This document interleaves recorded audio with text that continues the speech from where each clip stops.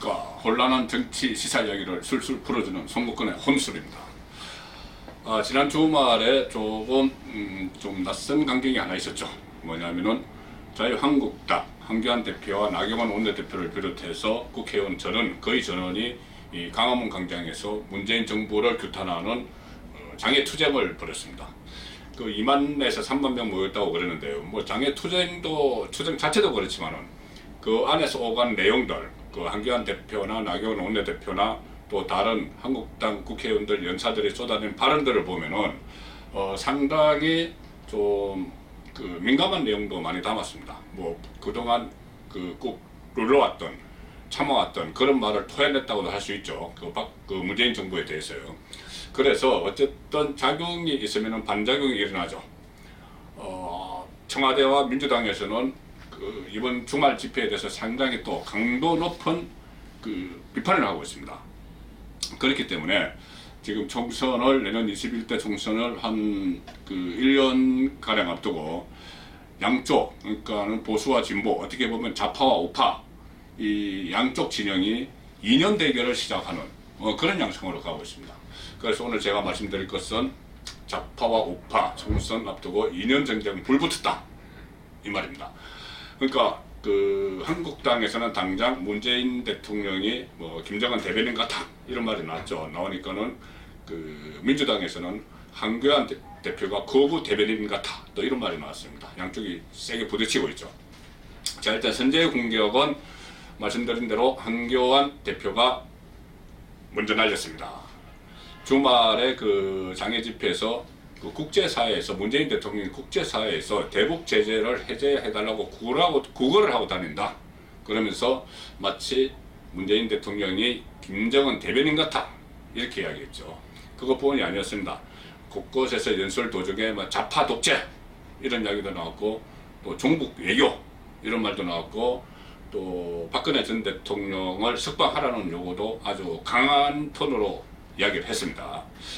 그리고 또 어제 주말 집회에서 한 가지 또 주목됐던 부분은 거의 비슷한 시간에 조원전 의원이 이끄는 대한애국당 이른바 태극기 세력이죠.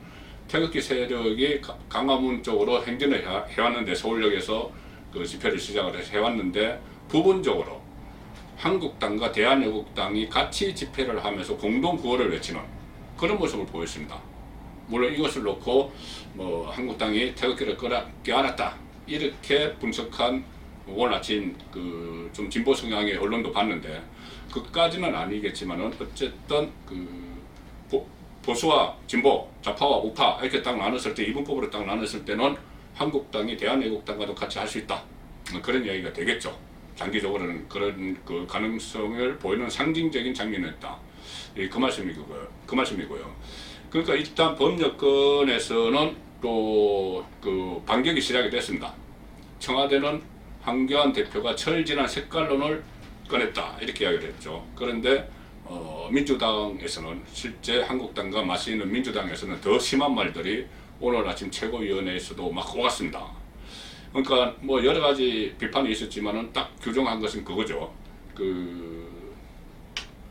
한교안 대표가 태극기 극렬 구구 세력 그리고 또 토착 외구 세력을 토착 외구 옹호 세력을 대변하는 역할만 하고 있는 거 아니냐 이렇게 정면으로 치받았습니다. 문재인 대통령이 김정은 위원장의 대변인이냐 그러면 한교안은 거구 세력의 대변인이냐 심지어 친일 세력의 대변인이냐 이렇게 딱 전선을 만든 것이죠. 자, 진보와 보수 진영이 이념 전쟁을 시작을 했습니다. 총선 승리를 위해서. 그렇다면 그 진영을 이끄는 사람들이 있겠죠. 이끄는 사람들 아주 긍정하게 나눠볼 수 있습니다. 뭐냐면은 지금 일단 그러니까 좌파의 최전선에는 전대협이 있습니다. 그리고 우파의 최전선에는 공안검사들이 있습니다. 전대협은 1980년대 학생운동을 주도했던 대학생 단체의 모임이죠. 전국 대학생 대표자 대회 이건데 그때 단속하고 단죄를 했던 세력이 공안검사들이었죠. 단죄를 했던 사람들은 공안검사들이었죠. 근데 그때 다시 전대협 세력이 지금 여당의 중추를 이루고 있고 공안검사 세력이 한국당의 중추를 이루고 있는 이런 현상이 나타나고 있습니다. 자, 전대협을 먼저 보겠습니다. 초기에 전대협 의장을 보면은 1기 의장이 이인영 민주당 의원입니다. 2기 의장이 오영식 전 민주당 의원이고 코리아 사람도 했죠. 3기 의장이 임종석 전 청와대 비서실장입니다. 자, 1기 의장을 했던 이인영 의원은 지금 5월 8일에 실시가 되죠. 민주당 원내대표 경선에 출마를 했습니다. 민주당 이번에 새로 선출되는 원내대표는 그 내년 총선에서 공천권도 어느 정도 행사를 할 수 있고, 또 그 전에 한국당과 원내에서 그 서로 싸우는 사령탑 역할을 하죠. 네, 거기에 1기 의장을 전대협 1기 의장을 지낸 이인영 의원이 출마를 했고요. 그 다음에 뭐 3기 의장을 지낸 임종석 전 청와대 비서실장은 내년 총선 종로 출마를 검토를 하고 있습니다. 자, 그리고 민주당 원내대표 경선에 출마하는 또 한 사람이 있는데 김태년 의원입니다. 김태년 의원도 이인영 의원과 같이 그 원내대표 경선에서 치열하게 맞붙을 텐데, 김태년 의원 역시 전대협 1기에서 상임 운영위원을 맡았습니다. 그러니까 1기 위원장을 했던 이인영 의원과 대결을 하게 되죠. 물론 뭐 다른 그 출마자도 있지만은 어쨌든 원내대표, 그러니까 원내사령탑에 민주당의 총선을 앞둔 원내사령탑에 전대협 출신이 들어갈 가능성이 상당히 높아졌습니다. 그리고 또 전대협은 그 당초에 문재인 정부 1기 청와대 비서실을 장악했다는 말이 나왔죠. 임종석 비서실장을 필두로 해서 한병도 전 정무수석, 백원우 전 민정비서관, 송인배 전 정무비서관, 또 권혁기 전 추관장, 이런 전대협 출신들이 청와대 1기 참모진을 완전히 장악을 했었는데 총선 앞두고 지금 최근에 다시 다 나와서 그 민주당으로 갔습니다. 그러면은 총선에서 총선을 앞두고 또 총선 끝난 이후에도 민주당의 전대협 세력이 포진할 가능성이 상당히 높아졌죠. 그렇지 않아도 그 원내대표로 지냈던 우상호 의원도 전대협 출신입니다.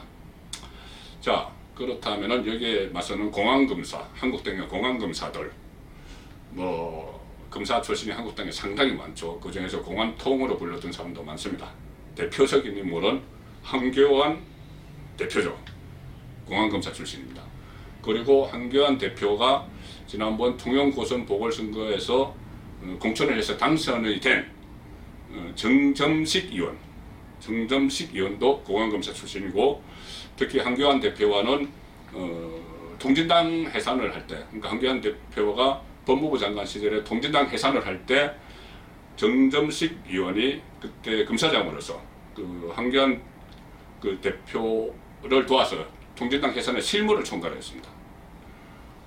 그리고 또 한교안 대표는 물론 지금 국회에 있지 않더라도 과거 검사 시절에 인연을 맺었던 많은 사람들로부터 조언을 받고 있다고 해요. 그러니까는 한교안 대표의 인맥 중에서 공안검사 출신이 상당히 많다는 것이죠. 그리고 또 한 명의 그 공안검사 출신 대표적인 인물은 김진태 의원을 꼽을 수가 있습니다. 김진태 의원은 한국당 의원들 중에서도 그 태극기 세력과 상당히 밀접해 있죠.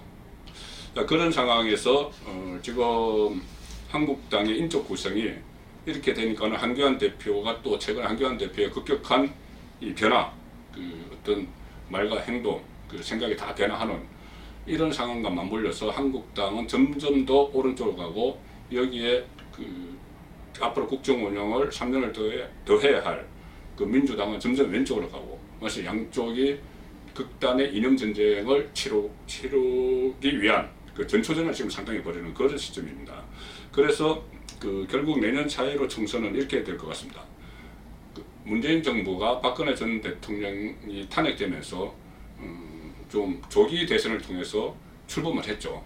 그 이후에 2년 반 동안 국정 운영을 하면서 뭐 실제적으로 대북 문제나 경제 문제나 경제 정책이나 노동 정책이나 많은 부분에서 그 진보 좌파의 방향성에 입각해서 국정 운영을 했습니다. 국정 운영을 했고, 실제로 뭐 그 국정 운영에 대해서 그 지지하는 층도 뭐 적지 않죠. 그 실제 여론조사를 보면 그렇게 나오는 겁니다. 상당히 국정 운영을 지지하는 층도 있어요. 반면에 박근혜 전 대통령 탄핵 이후에 숨을 죽이고 있었던, 그러니까는 진보 좌파 방향성에 입각한 국정 운영에 반대했던 세력들, 이 반대했던 세력들이 한기환 대표의 등장으로 인해서 목소리를 내기 시작했습니다. 지난 주말 장애 집회에서도 어느 정도 봤죠. 당협위원별로 이렇게 차출해 동원을 했다고 하지만은 그렇지 않고 그냥 거리에 나온 사람들도 상당히 눈에 띄었습니다. 그렇기 때문에 내년 총선은 양극단, 보수와 진보가 이념 전쟁을 연충실 때까지 벌이면서 그 순간에 국민의 선택을 받는 그런 과정을 겪을 텐데, 여기서 하나 좀 거치가 주목되는 부분은 바른미래당입니다. 바른미래당은 중도를 지향을 하고 있죠. 그런데 보수와 진보가 이렇게 극단적으로 부딪히면 진보는 끼어서 어떻게 좀 문신의 폭이 상당히 좁아집니다. 그렇기 때문에 총선 앞두고 또 하나 주목되는 부분은 바른정당의 두 주주죠. 창업자입니다. 안철수, 유성민 두 사람이 어떤 선택을 할지가 또 총선에 상당한 영향을 미치게 되겠죠. 내년 총선 국민들께서 어떤 선택을 할지 지켜봐야 되겠습니다.